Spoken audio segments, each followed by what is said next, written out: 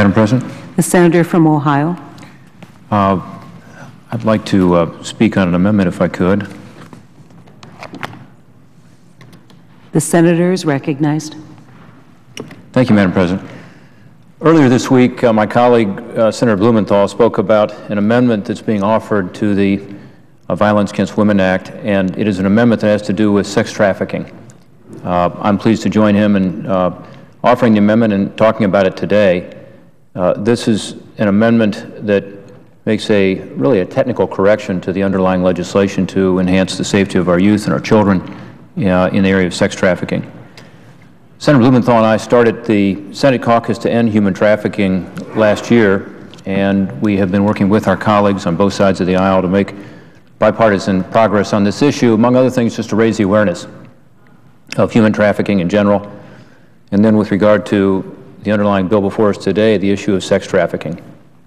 This cuts across all party lines, all philosophical lines.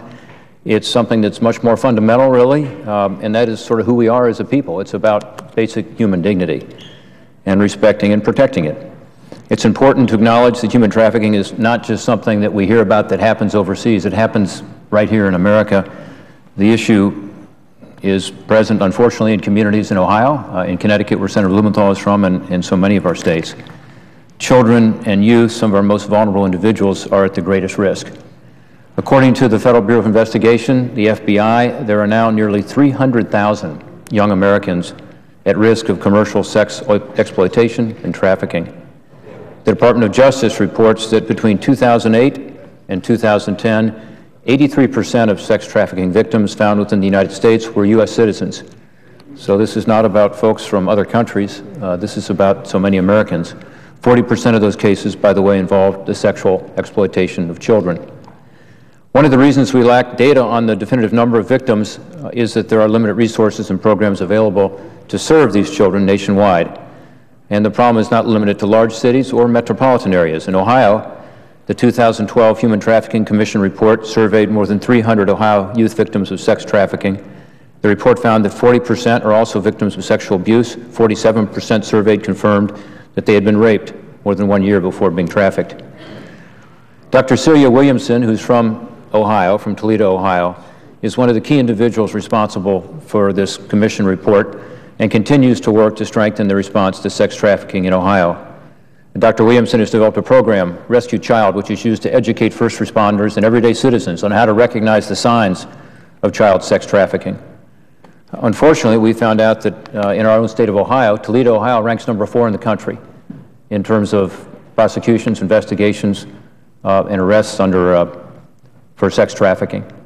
So we have an issue in our state, and specifically an issue in Northwest Ohio that we're all focused on. What Dr. Williamson has done is help to educate folks by pointing out what some of the key signs of high vulnerability are. Youth that have run away from home, children who are victims of sexual assault, emotional abuse, child abuse, neglect. In order to fight human trafficking, we've got to prioritize services to these vulnerable youth and connect victims of sex trafficking with appropriate resources. So the aim of this amendment is really, again, just a technical amendment. It's to ensure that we protect these child victims of sex trafficking and provide them with what is necessary to fully recover from this devastating trauma. Section 302 of the bill, the reauthorization of VAWA, is appropriately titled Creating Hope Through Outreach, Options, Services, and Education for Children and Youth. The intent of the section is to develop, expand, and strengthen victim-centered interventions and services that target victim-centered youth who are victims of domestic violence, dating violence, sexual assault, and stalking. Section 302 omits the term sex trafficking except in the context of a co-occurrence with one of these other factors that I mentioned. So in order to be covered under this section, victims would have to be victims of sexual assault or another violation, as well as victims of sex trafficking. The omission of sex trafficking in this section, 302, seems to be inadvertent, but because it's inconsistent with the similar sections elsewhere in the reauthorization. One example is found in section 902, which provide grants to Indian tribal governments for the safety of women and youth. This section provides for, quote, services to address the needs of youth who are victims of domestic violence, dating violence, sexual assault, sex trafficking, and stalking. So it's in one section, but not in another. So we just simply want to clarify that a victim of sex trafficking alone should be sufficient to be covered under this act. Again, I want to thank Senator Blumenthal for his commitment to this issue, and I want to thank my colleagues. I want to thank the ranking member and the chairman who are here on the floor today. I will be hoping to offer this amendment at the appropriate point in the process, but I wanted to have the opportunity to talk a little about it and explain why Senator Blumenthal and I would like to make this, again, we hope will be non-controversial, almost a technical correction to ensure that sex trafficking is included among those provisions that are listed in Section 302.